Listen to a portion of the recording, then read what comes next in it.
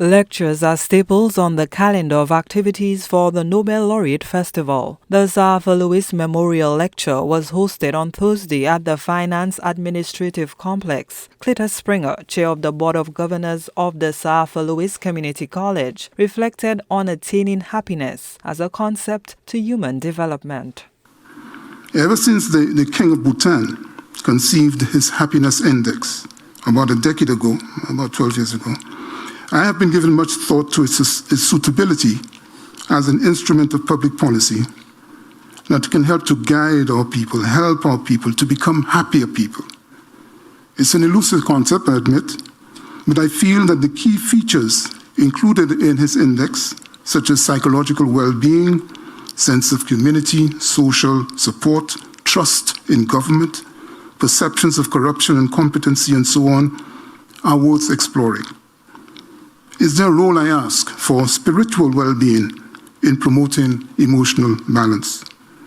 To quote the biblical question, what doth it profit a man or woman if they should gain the whole world and suffer the loss of their own souls? The St. Lucian development economist and keynote speaker at this year's 2025 Sir Arthur Lewis Memorial Lecture, Dr. Clarence Henry, recommended solutions to stimulate economic growth and development for small island developing states, SIDS, like St. Lucia. He argued that economic prosperity can be correlated with human happiness.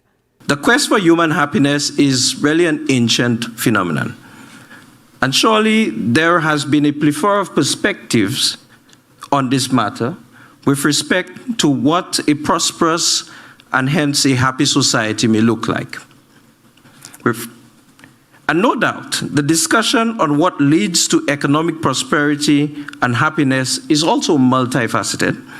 And nonetheless, in this lecture, it is assumed here that happiness is achieved within the context of stable economic and political environments among developed and developing economies alike. So I started this lecture this evening intentionally with the notion of happiness, because at its core, economics is a science that focuses primarily on how to deliver happiness to individuals through the optimal use of resources that we are deemed scarce. Dr. Henry also called on individuals to reflect on what makes some nations happier than others. I vehemently share this view that what the average human being seeks to achieve is happiness. And everyone defines their own happiness.